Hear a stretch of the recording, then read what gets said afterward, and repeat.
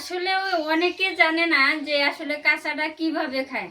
কাঁচাটা কিন্তু আরো সহজভাবেই খাওয়া যায়। আমরা যেরকম সবজি রান্না করি বা তরকারি রান্না করি, এভাবেই কিন্তু খাওয়া যায়।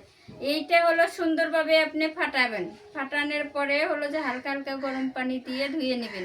ধুয়ে চিবি দিয়ে পানিটা ফেলাই দিয়ে আমি ফ্রেশ পানি দিয়ে আবার ধুইলাম। ধোয়ার পরে যদি মনে চায় যে আমি ভর্তা করে খাবো, তখন কাঁচা মরিচ, পেঁয়াজ, রসুন তেলে ভাইজে তুলে নেব। নেওয়ার পরে এটা আমি তেলের মধ্যে দিব, মানে বেশি তেলের মধ্যে না, হালকা তেলের মধ্যে। যখন বাদামি কালার হয়ে যাবে তখন আমি তুলে নেব। তখন তুলে নেওয়ার পরে যদি মনে চায় যে আমি হাতে ডলে খাবো, তাও খাইতে পারবে, বা শিলপাটায় ভর্তা করে খাবো, তাও খাইতে পারবে। তারপরে এরকম করে ধুয়ে আপনি গুঁড়া মাছ দিয়ে রান্না করতে পারবেন, বা গরুর মাংসের সাথেও দিতে পারবেন, বড় মাছের সাথেও দিতে পারবেন, বা দেখা গেল যে আমি আজকে সবজি রান্না করতেছি তার মধ্যেও দেওয়া যাবে। আসলে এটা কিন্তু অনেক উপকারিতা হয়। আর বিভিন্ন মানুষের, অনেক মানুষের অনেক রকম কিন্তু রোগ থাকে, তার থেকে কিন্তু মুক্তি পাওয়া যায় আর কি। এই